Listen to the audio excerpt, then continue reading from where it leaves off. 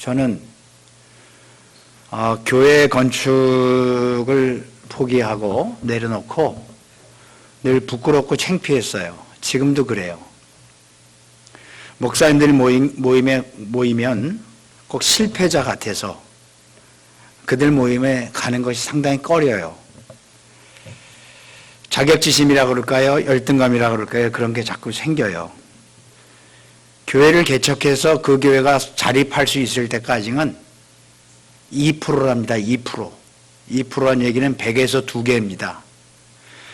건축까지 해서 건물을 지을 정도면 거기서 또 2%입니다. 그러니까 거의 불가능할 만큼 어려운 거죠.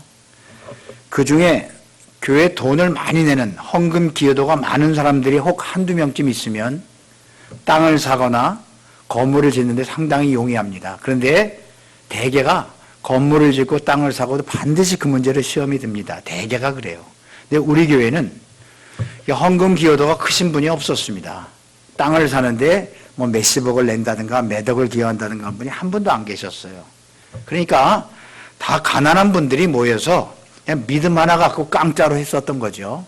그러니 은행에서 대출이 실현되지 않아서 우리 교회는 성전 건축을 못했고 그것 때문에 또 많은 빚과 어려움에 당했죠.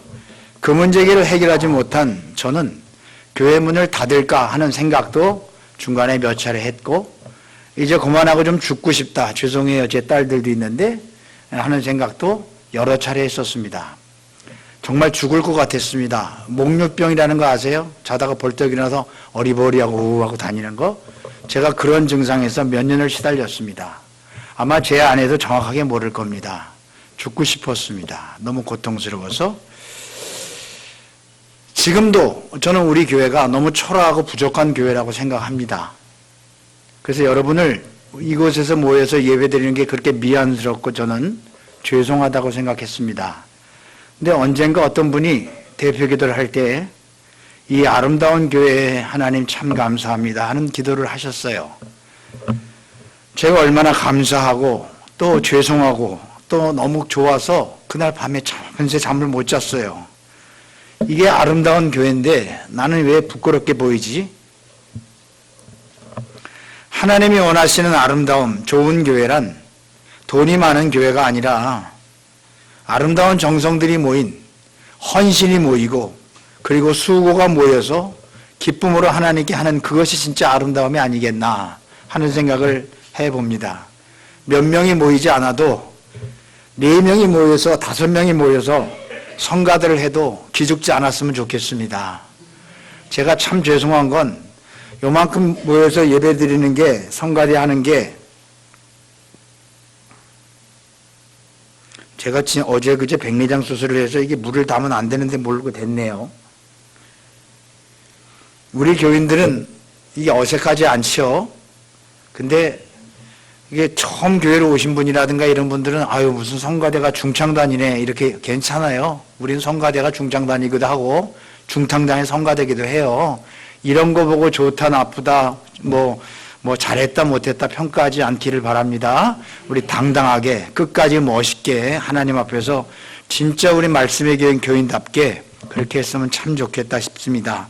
밖에 가서 인도네시아 교회 가면 목사님 교회는 아마 굉장히 많이 모일 거예요. 이렇게 물어봐요. 제 설교만 들으면 그렇게 생각하나 보죠? 그러면 10,000명에서 조금 덜 모여요. 그래요. 저는 10,000명에서 조금 덜 모이나 뭐 이만큼 모이나 다 그게 그거 아닙니까? 하나님 숫자는 하루가 천년이고 천년이 하루인데 그게 하나님 계산법이에요. 그러니까 10,000명에서 조금 덜 모입니다. 그러고 다닙니다. 우스갯소리로 떳떳하고 당당하게 신앙생활 잘해 주시고 좋겠고 우리 교회가 가장 아름다운 교회가 됐으면 좋겠다는 욕심이 있어요. 뒤에 앉아있는 최영만 전도사님은 느지막하게 신학을 하셨는데 우리 교회가 꼭 발전하고 부흥하는 것을 보고 싶다. 당신이 이런 말씀을 했다 그래요. 우리 교회가 정말 부흥하는 걸 좀 보고 싶다. 그 얘기는 우리 교회를 부흥시키겠다 하는 그런 열망이 있는 줄 믿어요. 집이 부천인가 부평인가 그래요. 근데 새벽 예배도 잘 나와요. 잘 나오시고 열심히 교회를 해서 전도도 하고 또 복음도 전하고 그래요. 참 감사해요.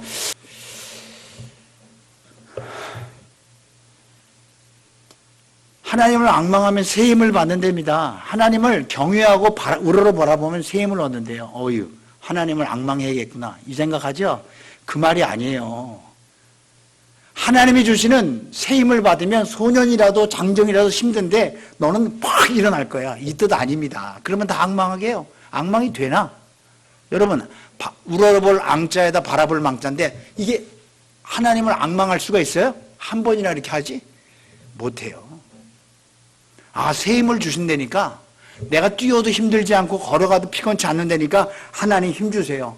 나 피곤하지 않기 위해서. 아하, 이 사람의 목적은 피곤하고 곤비한 그것을 해결하는 게 목적이었구나. 그러니까 하나님을 열심히 믿어야겠구나.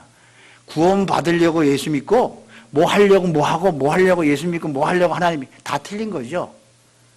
여러분이 뭐뭐 하려고 예수 믿는 것 자체가 틀린 거예요. 예수는 믿게끔 하시는 분이 계시니까 믿는 거예요. 동의하세요? 자, 이 뜻을 알겠어요? 내가 뭐뭐 하기 위해서 믿는다 아니라 믿게 하시니까 믿어지는 거예요. 안 믿을 수가 없어요. 믿어지는데 어떻게? 나 구원 받으려고 믿어요. 이래서 믿어지는 믿음이 믿음 아니에요. 그건 자기의 필요에 의해서 얻어낸 거예요. 의지가 약해지면 다시 포기할 수밖에 없어요. 여기서 소년이라도 장정이라도 하는 얘기는 왜 소년이라고 그랬을까요? 소년은 피곤해요. 힘이 없잖아요. 아수르 당시에 이 이사야서 40장은 포로기 상황에서 쓰여진 하나님의 말씀이에요. 제2 이사야란 말이에요. 40장부터가. 포로기 상황에서 아수르가 망하고 바벨론이 올라온다는 거예요. 그거를 비유해 설명을 한 것이 학자들의 의견인데 거기에 저는 동의를 해요. 소년은 아수르고 장정은 바벨론이다. 아마 그거를 비유한 것이다. 예, 맞아요. 아무리 지금 파릇파릇하고 올라오는 기세등등한 어떤 나라일지라도 그들은 다 조금 지나면 자빠져. 자빠질 수밖에 없어. 근데 진짜는 뭔지 아니? 여호와를 앙망하고 여호와의 힘이 들어가서 그것만 진짜야 라고 얘기를 하는 거예요. 새 힘을 얻는다. 하나님을 앙망하고 하나님을 두려워하고 하나님을 경외하고 믿음 있는 자는 새 힘을 준다. 이 얘기는 원어를 잘 연구해 보면 내가 그 힘을 받아서 I am strong man이 된다는 뜻이 아니고 새로운 존재가 된다. 리뉴얼 된다는 거예요. 새로운 존재가 된다는 거예요. 힘을 받아서 새로운 존재가 된다. 힘을 받아서 내가 아니라 이전 것을 지나갔으니 새로운 피조물이 되었다라는 거예요. 그건 누구냐? 하나님을 앙망하는 사람인데 어떤 사람이 하나님을 앙망하는 사람이냐면 포로기 때 불평, 짜증, 원망하자고 하나님을 바라보면서 네 기도를 하고 있었던 그 사람, 그게 하나님을 경외하는 사람이야 라는 뜻이에요. 자, 다시 한번 봅시다. 이사야 40장 27절. 지금 포로기 상황이에요. 포로기 때 얼마나 울었겠어요. 얼마나 하나님께 기도했겠어요. 야곱아 27절 시작. 야곱아 어찌하여 네가 말하며 이스라엘아 네가 이르기를 내 길은 여호와께 숨겨졌으며 내 송사는 내 하나님에게서 벗어난다 하느냐. 아유, 하나님은 내 기도 들어주지 않고 하나님 이제 날 떠났어. 어찌하여 그러니? 계속 원망과 불평. 이제 하나님은 내 기도 안 들어주시오. 자, 28절 너는 시작. 너는 알지 못하였느냐 듣지 못하였느냐 영원하신 하나님 여호와 땅끝까지 창조하신 이는 피곤하지 않으시며 곤비하지 않으시며 명철이 하니. 너 이런 얘기 못 들었니? 하나님은 영원한 분인데 그런 분 못 들었니? 영원하신 하나님은 하나님에는 시간표가 없어요. 과거 현재 미래가 없으신 분이에요. 그분은 영원부터 영원까지 계신 분이에요. 이건 인간의 논리로 설명할 수 없는 거예요. 하나님은 땅끝까지 창조하셨다는 얘기는 이 세상 모든 것에 하나님의 손길이 닿지 않는 곳이 없다는 뜻이에요. 하나님의 모든 걸 섭리한다는 뜻이에요. 너 그런 말 못 들었니? 너 그거 모르니? 근데 너 그런 말 못 들었구나. 그러니까 네가 낙심하지. 하나님은 너에게 응답하시고 너를 지금 보고 계시는 거야. 계속 하나님은 너 이렇게 얘기하는데 너 못 들었니? 자, 잠언서 1장을 보십시다. 앞에 스크린을 보세요. 잠언 1장 28절. 어리석은 자들은 22절 다 같이 읽습니다. 시작. 너희 어리석은 자들은 어리석음을 좋아하며 거만한 자들은 거만을 기뻐하며 미련한 자들은 지식을. 거기까지요. 자, 죄송합니다.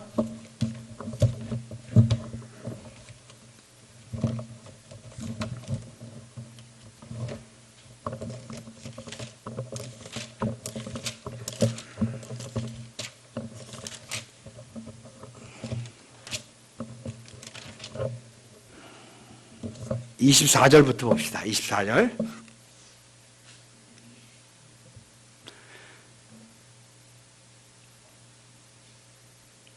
그건 22절. 없었어요? 자, 24절. 우리 한번 성경을 찾아봅시다. 24절. 잠언서 1장 24절.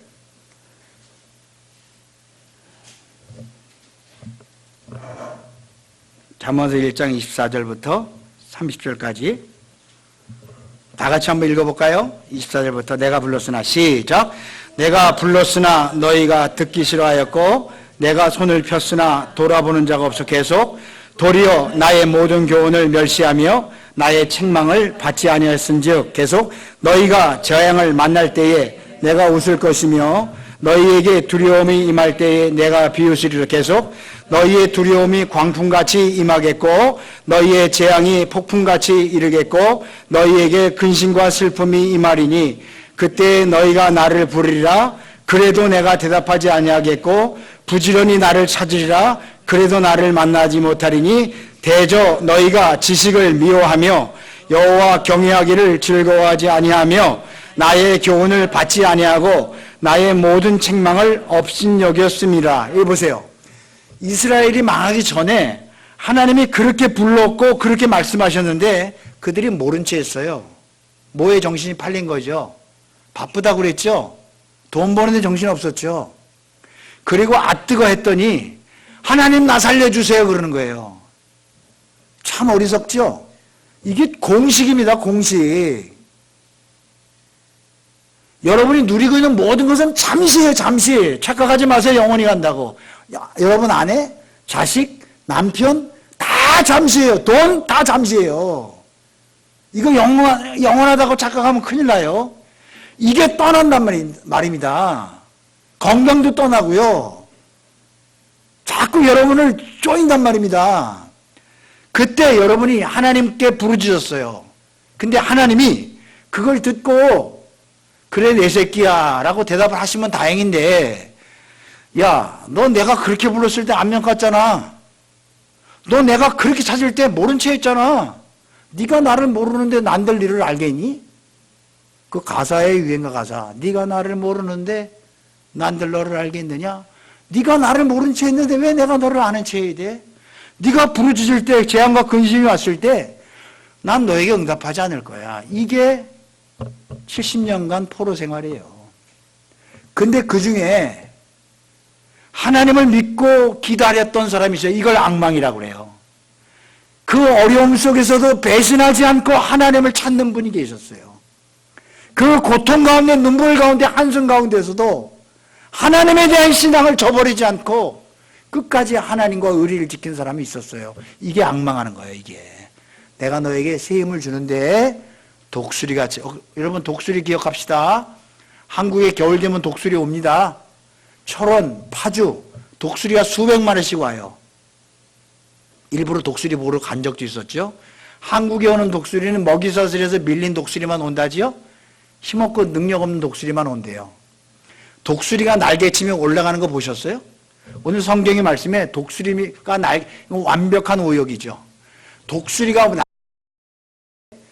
이게 참새나 이런 꿩은 타닥 차고 올라가지만 독수리는 날개치고 무거워서 못해요. 2m나 되는데 뛰지도 못하고 날지도 못하고 몇 번 뛰다가 날라요.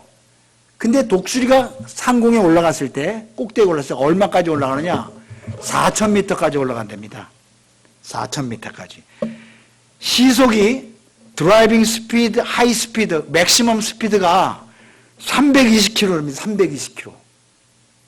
독수리는 날개짓을 안 해요. 보셨어요? 저 꼭대기에 독수리가 있는데 날개짓을 안 해. 날개 끝에 독수리인지 이게 돌개인지를 알려면 날개 끝이 이렇게 갈라졌으면 독수리입니다. 이렇게 갈라져서 끝에가. 그리고 이 안에 작은 솜털들의 이 결들이 이거를 바람을 모아서 여기서 회오리 바람을 일으킨대요. 그래서 날개짓을 하지 않고 냉기류와 난기류 사이에서 이렇게 하면서 이걸 뜨기도 하고 스피드를 내는 독특한 날개짓을 하는 이런 존재가 되는 거예요. 날개짓에서 막 올라가는, 막 빵 쳐 올라가는 이런 게 아니라 올라가서 이 땅의 문제가 아닌 위의 것에서, 그곳에서 하나님과 함께 있는 그 존재, 지금 성령을 말하거든요. 디오나미스, 하나님의 파워, 주의 능력, 이걸 새 힘이라고 그런단 말이에요. 새 힘. 내가 그 힘 받아서 이 땅을 행복하게 사는 게 아니고, 우리는 그 힘 받아서 이 땅을 걱정 없이 살고 싶어져. 이게 아니고 그 힘이 나를 올라가서 그 위로 올려보내는 거예요. 그래서 이 땅의 것이 아닌 그 나라에게서 쫙, 이걸 설명이 안 되는 거지. 네가 이 땅의 문제가 아닌 그곳에서, 넓은 곳에서 쭉 다니는 거야. 더 이상 괴롭고 눈물 흘리지 않는 그곳에서. 참 신기하죠? 이게 320km, 맥시멈 스피드가 389km네요. 빨리 가면 그렇답니다. 바람이 불면 이 안에서 이 날개에 돌려서 이거를, 이 스피드를 내는 그 작용이 있대요. 날개. 독수리의 날개처럼. 아무도 설명할 수 없는 창조의 신비가 거기 있는 거죠. 하나님의 기적의 손길이 거기 있는 거죠. 내가 너에게 새 힘을 준다. 네가 지금 고난의 순간에 하나님을 의지하며 기도하는 너에게 내가 독수리 같은 힘을 내가 너에게 주마. 할렐루야. 우린 그걸 믿고 사는 거예요. 내가 기대하지 않았을 때에 하나님은 역사해 주세요. 여러분도 여러분 자신을 포기할 수 있지만 괜찮아요. 하나님은 여러분을 포기하지 않아요. 억지로 희망을 만들어내지 마세요. 절대 절망 속에 빠져도 괜찮아요. 하나님이 여러분 붙잡고 계시면 승리할 줄로 믿습니다. 독수리처럼 올라요. 멋있잖아요. 저는 독수리만 보면 사진을 찍어요. 근데 사진이 요만하게 나와서 못 찍지만 너무 멋있잖아요. 꼭대기에 올라가 있어요. 저기, 벌써 저기가 있네. 벌써 저기가 있네. 벌써 저기가 있네. 이 세상에 어떤 것에 영향을 받지 않고 새 힘을 받아서 하나님의 능력에, 성령에 의해서 이끌림을 받는 자. 알라스카 가면요, 빙하가 녹아서 막 강물이 내려와요. 또는 호수의 바다에 떠다녀요. 빙하들이. 빙하가 얼마나 이쁜지 몰라요. 이 빙하가 풀어요. 풀어요. 아래 남색이 블루 컬러가 있어요. 이렇게 딱 잡아보면 여기 세진이가 보여. 이만한 얼음 덩어리에 또 너무 투명한 얼음이 다 보여. 깨끗해. 먹고 싶어. 이 빙하가 막 수없이 많은 빙하들이 녹아서 떠내려 다니는데 바람이 이렇게 불잖아요. 빙하들이 다 이렇게 가요. 이 얼음 덩어리들. 근데 빙하 하나는 바람과 상관없이 계속 이렇게 가요. 저건 뭐냐 그랬더니 저거는 바람에 의해서 움직이는 게 아니라 조류에 의해서 움직인대. 밑에 이 바다의 물결, 그거에 의해서 움직인대. 예수 믿는 사람은 바람에 의해서 이렇게 갔다가 저렇게 갔다가 이렇게 아니라 하나님의 성령의 바람에 의해서 움직이는 거예요. 그게 바로 독수리예요.